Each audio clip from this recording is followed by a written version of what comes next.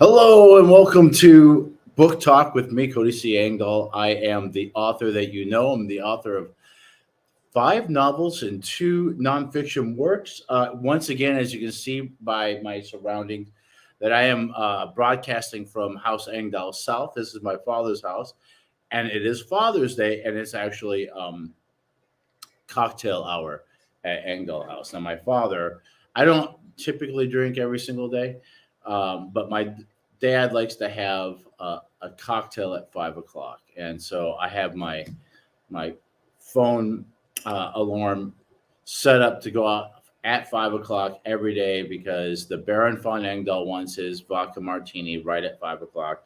He can be sleeping, absolutely knocked out, sleeping, drugged up on painkillers, and then all of a sudden at 5 o'clock, his eyes pop open. And he goes, "Um, how about a martini?" So I gotta make him one. So anyway, happy Father's Day. It's kind of a special one for me. My father, I'll just tell you the truth. My father's in hospice. He's doing all right, but he's just tired of being in the hospital, and he doesn't want any more intervention. So I'm here in Florida helping him land the plane. My sister's been down here quite a bit. That's the woman you see in the what is the right side of the screen when you saw the thumbnail for this. I'm going to do a real quick one because I don't have a whole lot of news as far as I'm in the middle of reading Stephen A. Mackay's book, The Heathen Horde. I am in the middle of writing my own book 6 of The Long Century. That is the French Fiasco. And plus, my allergies are killing me, so my tongue and my throat are all swollen, so it's hard for me to talk. But I do have an interesting concept I thought about when I was talking to Laura, because Laura's back in Tennessee. We talk every day, and I realized that reading is really a form of meditation, and I'm not going to get weird on you and nothing like that. And there's nothing magical about meditation. It's not mutually exclusive to any kind of religion. So if you have a religion that precludes you from doing any extracurricular activity, this isn't going to violate that. In fact, if anything, like if you're a person who prays, well, praying is a form of meditation. So what is meditation? It's nothing fancy. It's nothing magical. It's merely just focusing your mind. And a lot of times we go through life with our minds doing a million things. We're multitaskers. We're worrying about this. We're cooking dinner. We're taking care of our parents, our kids, or our pets.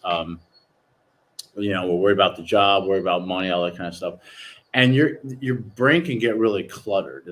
There's too much going on, and you need to get rooted. So what all meditation is just clearing out the clutter for a minute. Just focus your mind, close down all those inside voices screaming at you, and relax yourself, because you'll perform better with a focused, quiet, calm mind. And you see like the ways that you see people do it. Like, I know the stereotype is the person sitting there Indian style going om om, and the people levitating. It's none of that kind of stuff. Basically, one of the most basic ways of practicing meditation is just concentrating on your breathing and trying to push everything away and just concentrate on five. Breathe in 4 beats, breathe out 4 beats, or however. There's a million different ways to do it. It's not how you do it; it's the goal, and the goal is quieting your mind and focusing it so that you can perform better at whatever you do. I was fascinated with the idea even as a child, like probably like in the first or second grade. I was interested in Eastern philosophy and culture, uh, primarily Japanese, and this whole concept. And I remember reading books about it and trying it and thinking it was something kind of magical. And then I did a lot of martial arts in my youth and and a lot of my adulthood, and I still every once in a while fat old me, practice karate moves or get out my boken, my wooden samurai sword, and practice the kendo I learned in Japan. But even in like martial arts class, um, we would stretch and then we would do kind of like a real quick meditation. Or sometimes it's just like taking a deep breath. And then when you talk about Zen, and all Zen is what the Force used to be in Star Wars was basically Zen. It's basically that kind of overall um, universal energy that kind of flows through us all. Some people call it God, some people call it the Zen or the Tao or whatever they want to call it, and just kind of tapping into that the the energy of the universe. Okay, now I'm getting really weird, aren't I? Okay, but the Zen arts, Zen Buddhism, is the form of Buddhism that was practiced in Japan. It's a little bit more secular. It's not so much about like worshiping a deity or anything like that. It's more about just learning this kind of mindfulness, this calming of the mind, and deep concentration. And in the Zen arts are ways of practicing it. So you don't. It doesn't necessarily mean sitting cross-legged on the ground and with your eyes closed, going om and concentrating and breathing. It can be martial arts. It can be practicing your kendo or your karate, or it could be also or archery. In fact, there's a great book called Zen and the Art of Archery, which my bass teacher, my upright bass teacher, back when I was in college, an upright bass player, had me read, which was a great book. But there's also calligraphy as a form of it. Tea ceremony is a form of it.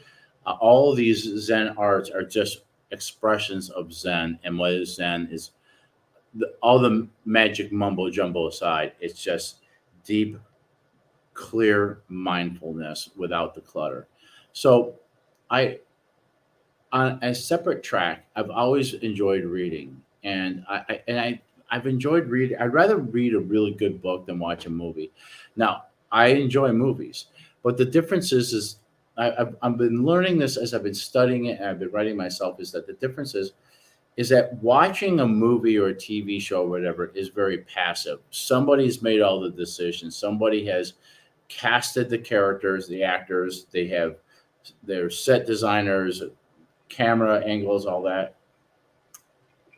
But when you read a book, you're doing that yourself. In fact, it's more like a creative partnership with the author. The author just suggests, and the reader is taking what the author is writing and then creating the theater of the mind.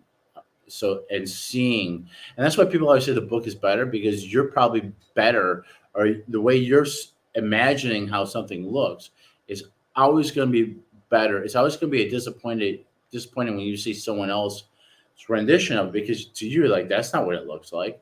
And I get that a lot. And I do like to read books and then watch the movies. And every once in a while, the movie is really good and as good, or they do a great job. But I've also found I have trouble sleeping a lot, and so I have found that when I wake up in the middle of the night, I can't go back to sleep because I'm worried about everything. I'm worried about something stupid I said 2 years ago, or something that's coming up, or something that just happened, or something that hasn't happened that could happen. All these things, and I can't go to. Or sometimes I have dreams where I'm doing something, like I'm working and I'm doing some kind of menial task over and over, and I have to tell myself, Cody, you're not working, you're sleeping. Stop thinking about this. But I can't stop my mind from racing, from just uh, it's like a wild horse panicking, running through the field. So I have found that if I have a book that I'm reading, and especially on my Kindle on my phone, because I can read in the dark with that, so I don't turn on the lights. But if I read for like 5 to 15 minutes in the middle of the night, it'll allow me to go back to sleep. And what it has done is that in order for me to read, I have to brush aside all those voices, all those things nagging at me. Why did I say that stupid thing? is that person going to rip me off? What? How am I going to manage this?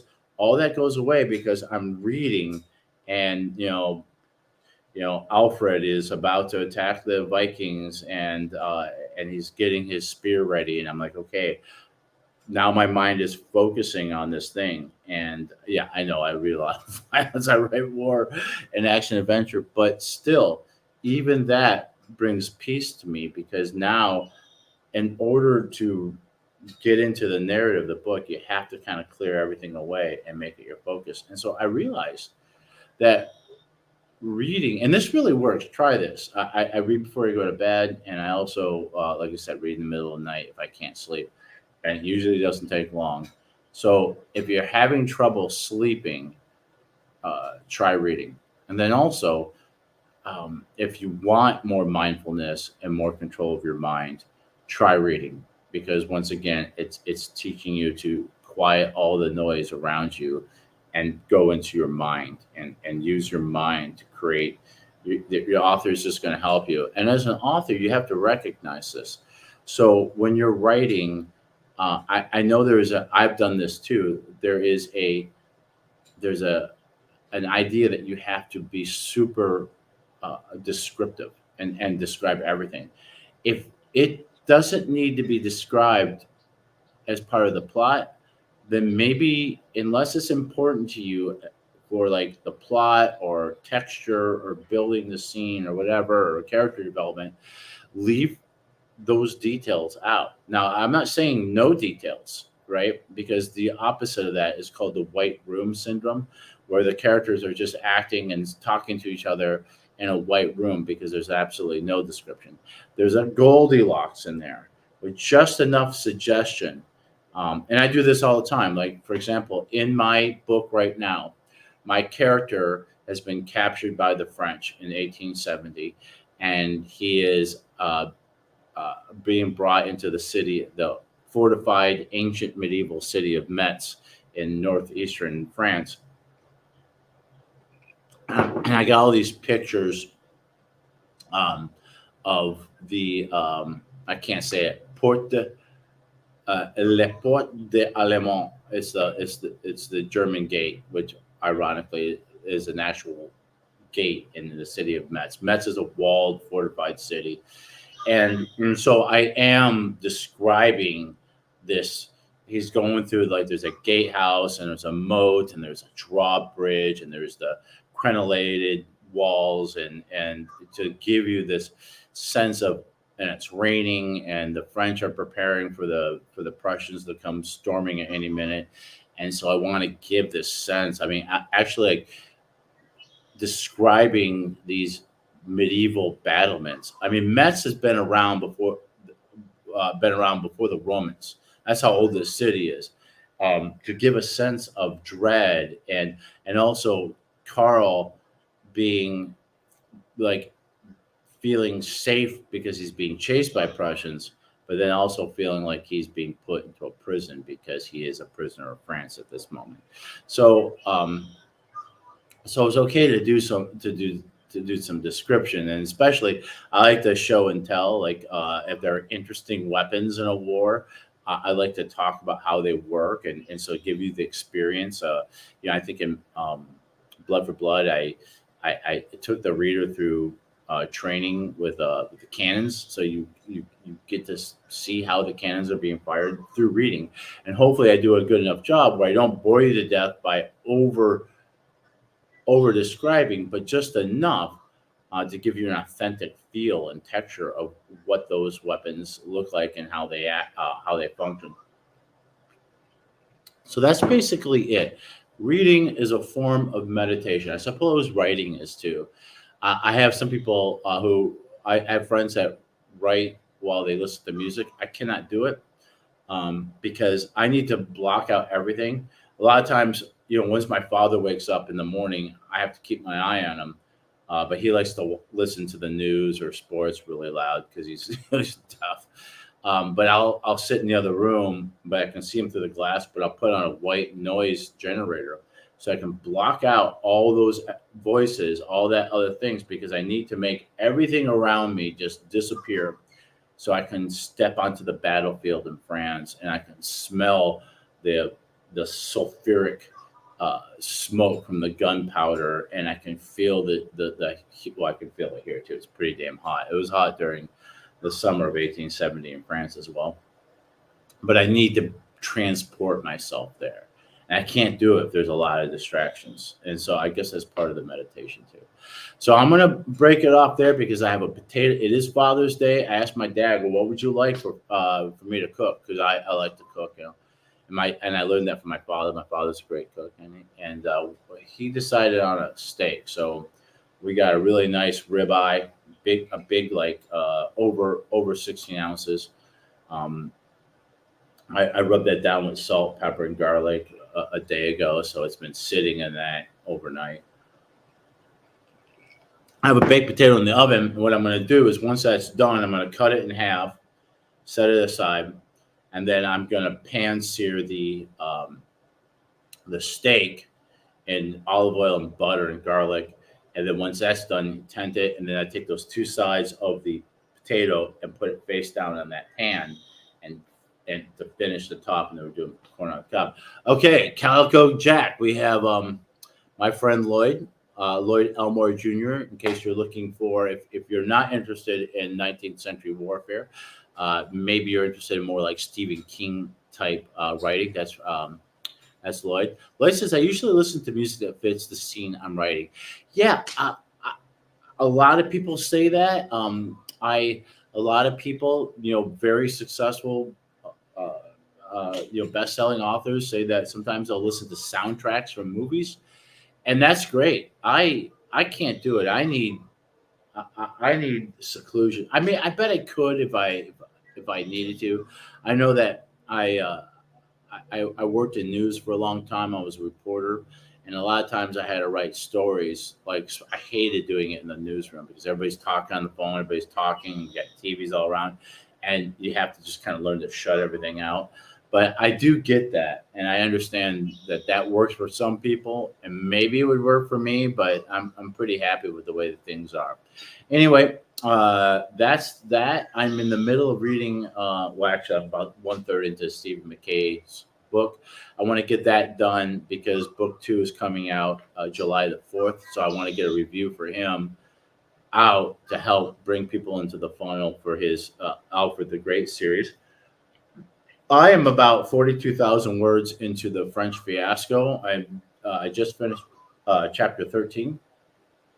I'm not going bankrupt. The chapter in the book 13.